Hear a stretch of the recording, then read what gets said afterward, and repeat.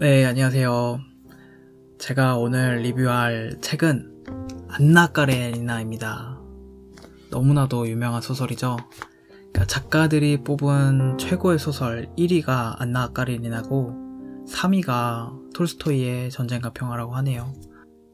제가 왜 이번에 이 책을 읽게 됐냐면, 제가 자주 가는 도서관이 있는데 도서관 게시판을 이렇게 들여다보거든요. 그러니까 서평가로 유명하신 로작 이현우님 강연이 있어서, 그러니까 문학동네와 알라딘 그리고 도서관이 주관하는 강연이었는데, 게시된 날 제가 처음 봐서 냉큼 신청했죠. 그랬더니 여유롭게 제가 강연에 신청이 돼서 안나 까레니나를 강연을 듣고 왔습니다.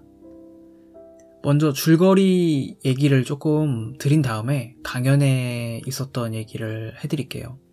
이야기의 시작은 스테판과 돌리의 부부싸움으로 시작합니다. 스테판이, 그러니까 둘이 부부 사이인데 스테판이 돌리 몰래 바람을 피게 된 거죠.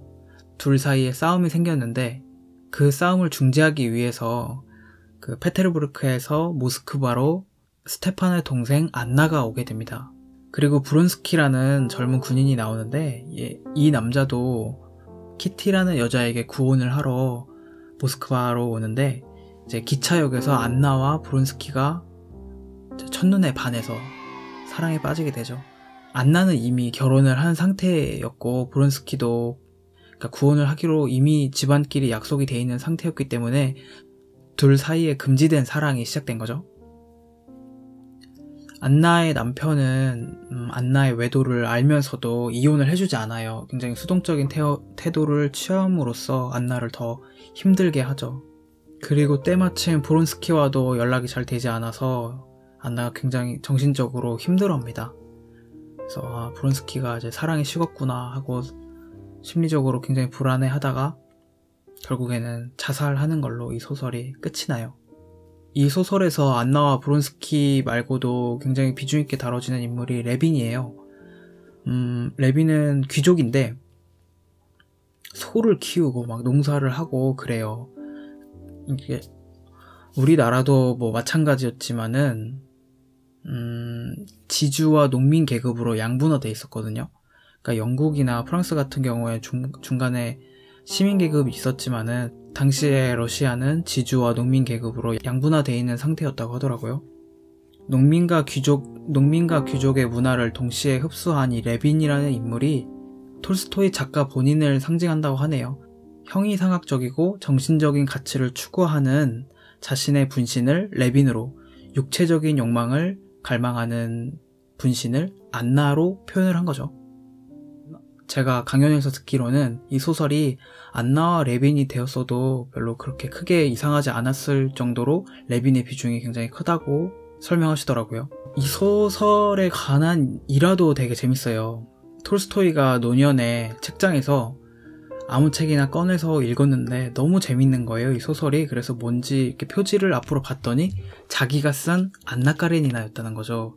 또 이 책이 처음 출판됐을 때 이 책 내용을 요약해서 좀 얘기해 달라는 요청이 있었는데, 이 책 내용을 요약하려면 처음 문장부터 소설의 마지막 문장까지 이야기해야 된다라는 작가로서의 정말 자부심이 느껴지는 말을 남겼다고 하네요. 그런데 두 가지 일화가 서로 상반되죠. 그렇게 자부심이 있었는데 노년에서는 자기가 이 소설을 쓴지조차도 잃어버리고 있었으니까요.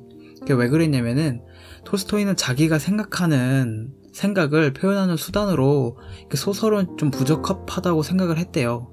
그래서 처음에 전쟁과 평화를 쓰고 안나 까레니나를 쓰고 그다음에 부활을 쓴 다음에 더 이상 소설을 쓰지 않기로 마음을 먹은 거죠.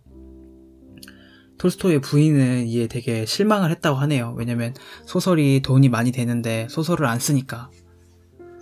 부인은 아무래도 기분이 좋지 않았겠죠. 맨날 농사 짓고 막 농민들이랑 어울리려고만 하니까. 강연을 가니까 시작 전에 요런 걸 주더라고요. 이게 뭐냐면은, 제가 원래 성격 같았으면은 이런 걸 받지 않거나 뭐 그 자리에 그냥 두고 왔을 텐데 이 영상을 찍기 위해서 들고 왔습니다. 제가 한번 뜯어서 보여드릴게요. 이게 어디다가 써야 될지는 제가 잘 모르겠지만은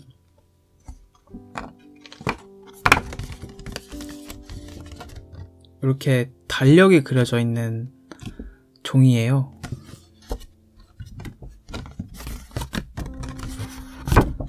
이런 걸 줬습니다.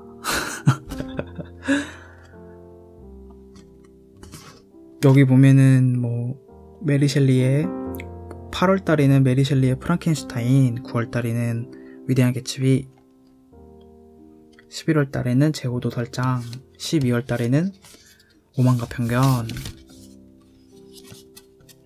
4월달에는 롤리타, 이런 식으로 한 권씩 달마다 추천하는 책들이 그려져 있습니다. 제가 이 책을 읽고 정말 대단하다고 느꼈던 부분이 엄청 많아요. 그러니까 만약에 제가 어떤 글을 쓰면은 이렇게 주저리 설명을 하겠죠. 제가 이 책에 대해서 지금 설명을 하듯이 어떤 인물에 대해서 묘사를 할 때 계속 설명을 할 거란 말이에요. 근데 이 책에서는 인물들을 설명을 하지 않고 정말 보여주고 있어요. 이 톨스토이가 말한 대로 이 책에 대해서 설명을 하려면 처음부터 끝까지 읽어봐야 알겠지만은 제가 그 중에서도 하나를 좀 꼽아서 이야기를 해드리자면은 이런 부분이 있어요. 스테바란 인물이 그 돌리와 그러니까 부인과 처음에 바람을 피는 인물로 나오잖아요. 굉장히 약간 뻔뻔하면서도 약간 그러면서도 뭔가 심성은 굉장히 악하지 않을 것 같은 약간 그런 인물로 나오는데 그런 대목을 잘 보여주는 거의 첫 부분이거든요. 거기를 제가 한번 읽어보겠습니다. 부부싸움 해가지고 같은 침대를 못 쓰고 소파에서 자고 일어나서 꿈을 꾼 내용을 얘기를 하는 거예요. 그래, 그게 어떤 꿈이었지? 그는 꿈을 더듬어가며 생각하였다. 정말 그게 어떤 꿈이었지? 그래, 알라빈이 다름슈타트에서 오찬을 베풀고 있었어. 아니, 다름슈타트가 아니라 어딘지 아메리카풍이온 곳이었어. 그렇지, 꿈에서는 다름슈타트가 아메리카에 있었어. 알라빈은 유리탁자에서 오찬을 베풀고 있었어. 그리고 탁자들 모두 일미로 테솔로란 노래를 부르고 있었어. 아니, 일미로 테솔로가 아니라 뭔가 훨씬 훌륭한 노래였어.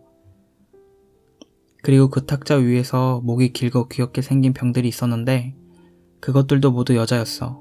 그는 생각해냈다. 스테판 아르카디치의 두 눈은 즐겁게 빛나기 시작했다.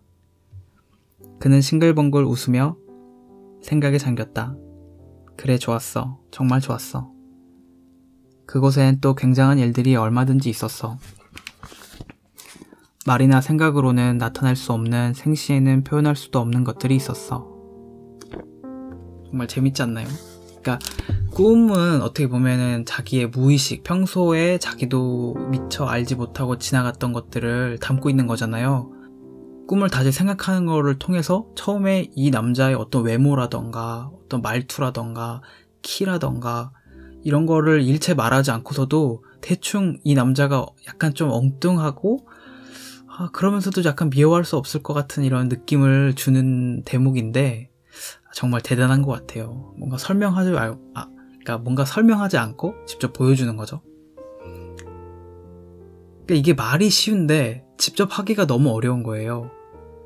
정말 많이 쓰고 사람들에 대해서 많이 관찰하고 내면에 대해서 상상하지 않으면 이게 불가능한데 톨스토이는 평생에 걸쳐서 매일 일기를 썼다고 하네요. 그 정도 돼야 이 정도 글을 쓸 수 있지 않을까 싶기도 한 부분입니다. 정말 대단한 것 같아요. 기회가 되면 제가 전쟁과 평화도 꼭 한번 읽어보고 싶네요. 제가 오늘 준비한 내용은 여기까지고 다음에는 또 다른 영상으로 찾아오겠습니다. 궁금하시거나 느낀 이 소설을 읽고 느낀 감상이 있으시면은 댓글 남겨주시면 제가 또 댓글에 대한 댓글을 제가 남겨놓도록 하겠습니다. 안녕.